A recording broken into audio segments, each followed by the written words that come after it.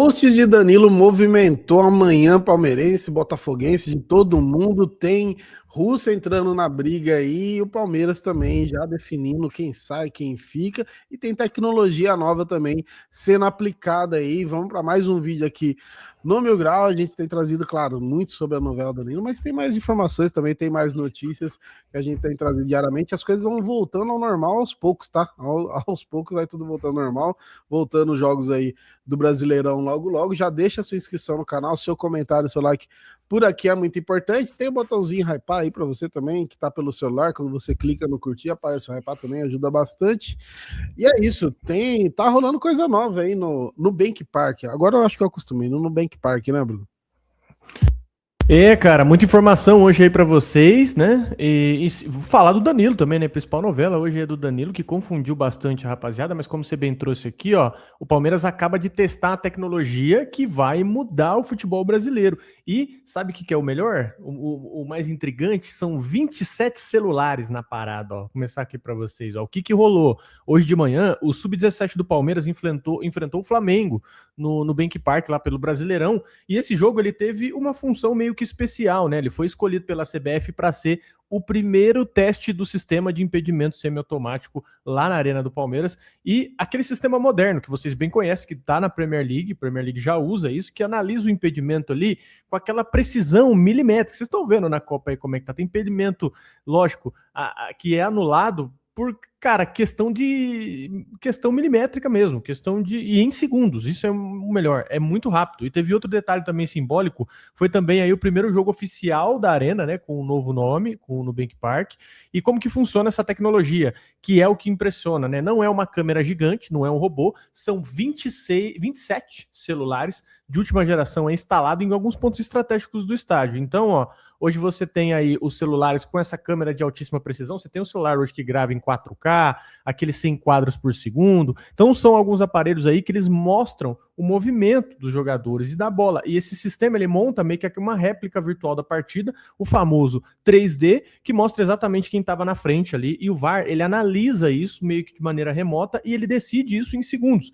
Isso vai acabar com aquela demora de 5 minutos ali traçando linha torta, aquelas imagens 144 pixels, né, que a gente tinha que dar zoom, essa coisa aí tende a terminar. Então hoje, ó, o Palmeiras, ele se adianta nesse sentido. O Palmeiras foi o clube escolhido para testar e mostra que a estrutura de ponta aí do Nubank Park vai seguir aderindo sempre às novas tecnologias, né? E o Palmeiras, ele foi tão proativo que ele bancou do próprio bolso a instalação aí da tecnologia também na Arena Barueri, para não ter ali o problema quando precisar mandar jogo lá. Então, você tem aí rival que ainda vai depender, logicamente, às vezes, desse recurso, né, para analisar ainda no olho, mas o Palmeiras está priorizando um recurso que você pode ter mais justiça no futebol, por mais que às vezes... Eu vi o gol, que foi o gol da Colômbia, né? Gol da Colômbia contra Portugal, que foi anulado assim, que eu falei, putz, cara, foi o semiautomático, mas deu dó aquele gol lá, hein? Eu acho que talvez esse sistema automático comece a aumentar a questão da mudança de regra, né? Porque esse gol aí foi absurdo, né? Foi a ponta da chuteira. Tiveram outros gols ali também que foram, assim, um detalhe mínimo. Teve até um que eu cheguei a postar lá no X, que para quem viu quando a Argentina faz o gol, depois o Flaco toma amarelo, ninguém entendeu por quê, né? E aqui eu não vou deixar o vídeo que eu não sei como funciona, mas é da BBC, que é a tecnologia que eles usam exatamente para escanear ali no 3D, e o Flaco ficou enchendo o saco do cara ali da Suíça para recomeçar o jogo, né, para dar aquela atrasada, para o time recompor e tudo mais, e nessa extinção de saco dele aí, ele tomou amarelo. Só que na transmissão nem apareceu, então a galera meio que reconstruiu para entender de onde veio o cartão, né, mas pra gente ter uma noção, ele realmente, ele reproduz os movimentos mesmo, assim, cada movimento que o cara tá fazendo, ele vai sendo reproduzido ali, cara, é muito doido isso. E assim, tecnologicamente realmente é muito bom, mas eu acho que realmente vai aumentar a discussão sobre esse lance da regra do impedimento, porque de fato você vai ver ele, pô, o cara com a ponta do pé, que vantagem que o cara tem, né? Só que mesmo assim é a regra, então ela tem que ser aplicada. E uma outra informação interessante aqui é que a CBF ela quer os 19 estádios da Série A com essa tecnologia depois da Copa do Mundo. E essa instalação ela vai ser custeada pela CBF. Então, depois da Copa do Mundo, a gente já deve ter isso aí rodando, isso aí funcionando. E aí é ver o pagode queimar, né, cara? Eu quero ver na hora que for contra os caras reclamam pra caramba, né? Mas na hora que for contra o teu time, eu quero ver a dor que você vai ter. Mas eu concordo que vai ficar mais justo as coisas, né? A ideia, né, deixar mais justo para realmente não ter problema, para a regra ser aplicada de maneira correta, né?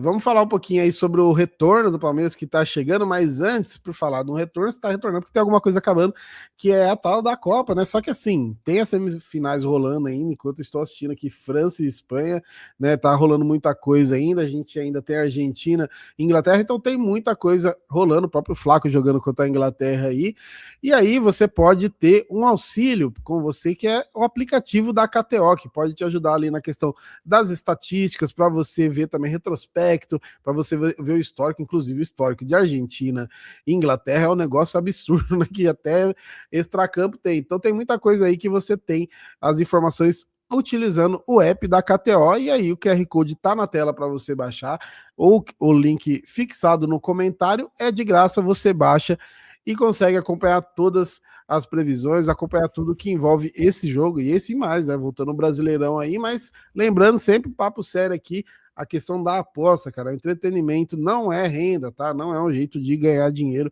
é diversão apenas para maiores de 18 anos de idade e com consciência. Então lembre-se sempre de ter responsabilidade na hora de você utilizar o aplicativo da KTO, escaneando o QR Code aí e fazendo o download aí para iOS, para Android, é de graça, beleza? Então valeu, KTO, e estamos chegando no final da Copa aí. E qual o seu palpite? Qual o seu palpite para os dois jogos aí?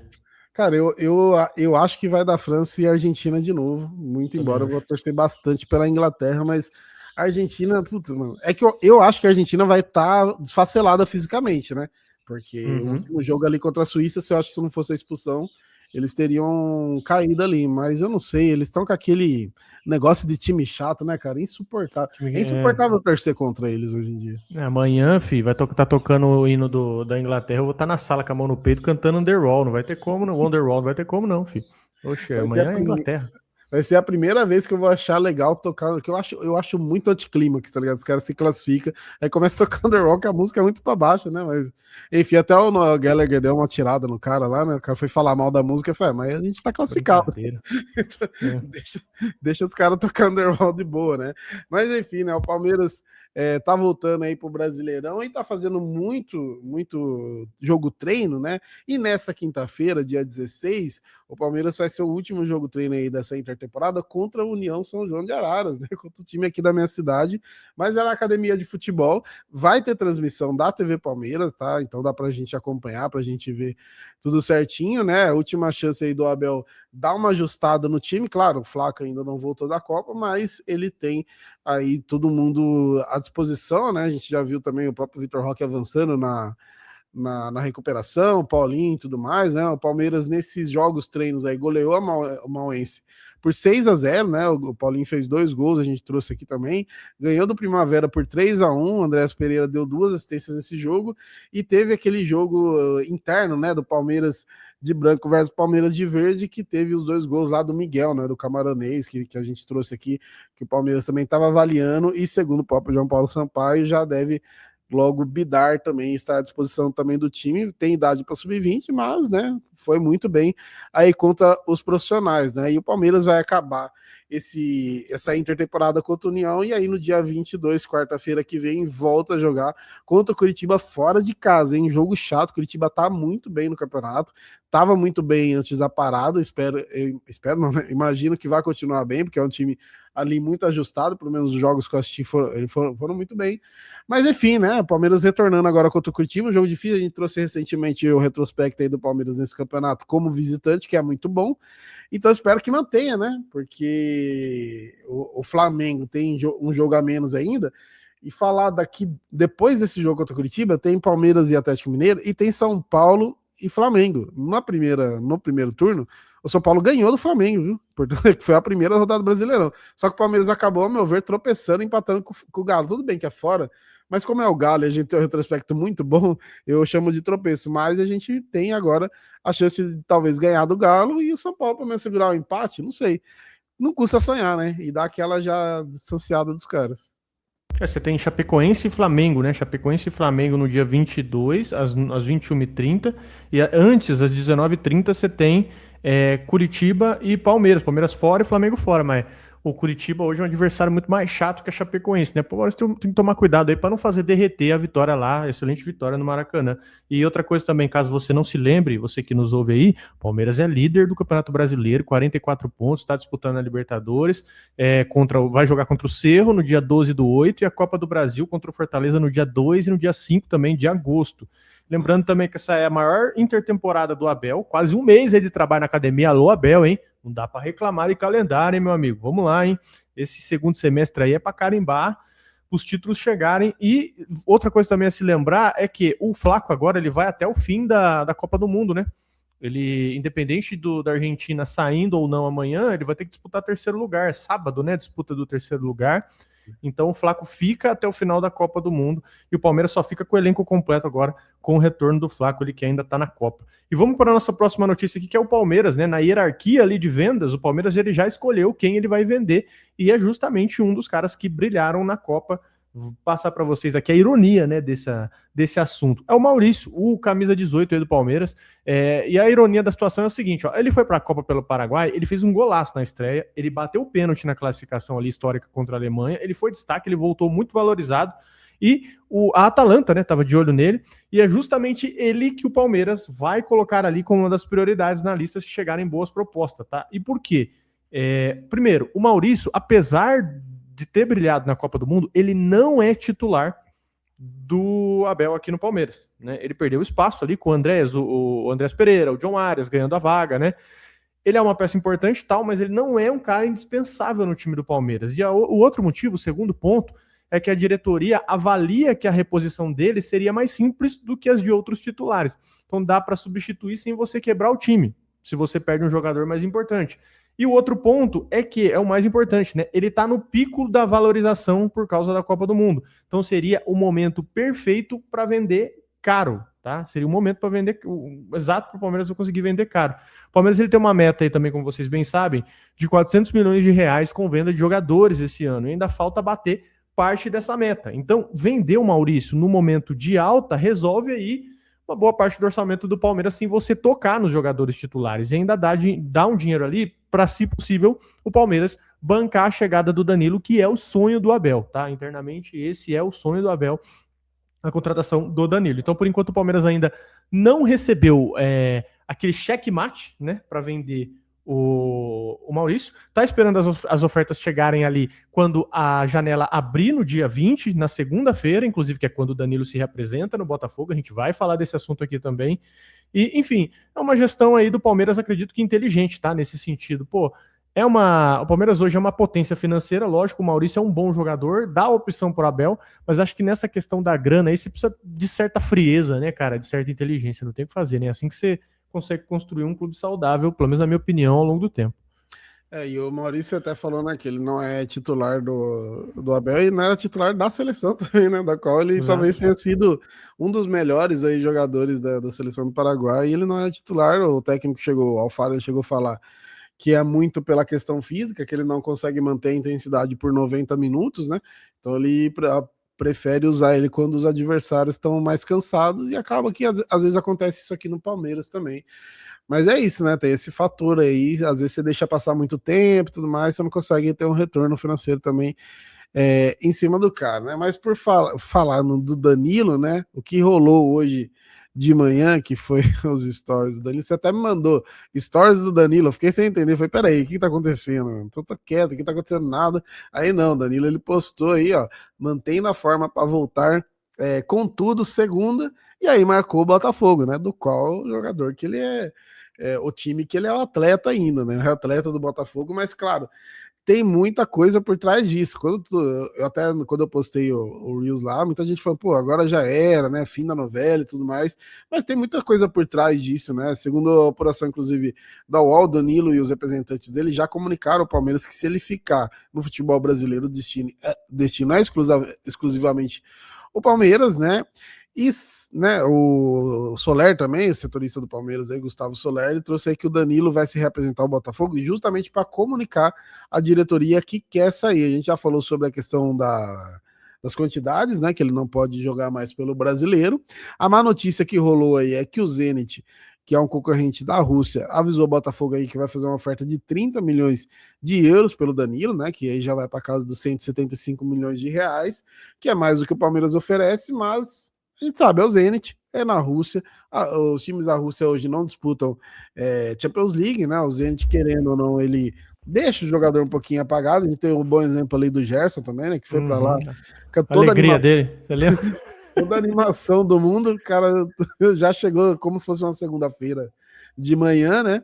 E sumiu, né? Sumiu da Copa. Inclusive, eu acho que ele poderia estar na Copa no lugar do Paquetá, sem o menor esforço, jogando pelo Cruzeiro, viu? É que aí tem todo o lobby flamenguista.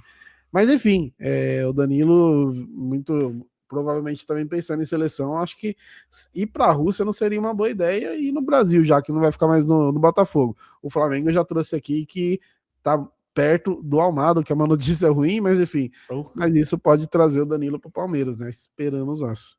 E a galera achou ruim, né? Esse post dele, cara, ele tem contrato com o Botafogo, né? É sempre bom lembrar isso aí. E logicamente ele não vai querer sair queimado ou brigado com o Botafogo. Eu acredito que isso aí tenha sido pressão da assessoria, não da assessoria, talvez até do clube. O clube deve ter feito uma pressão ali pro Danilo. Falou, Danilo, posta que você vai se representar aqui, pelo menos para tirar a pressão, porque o Botafogo tá um caos, né?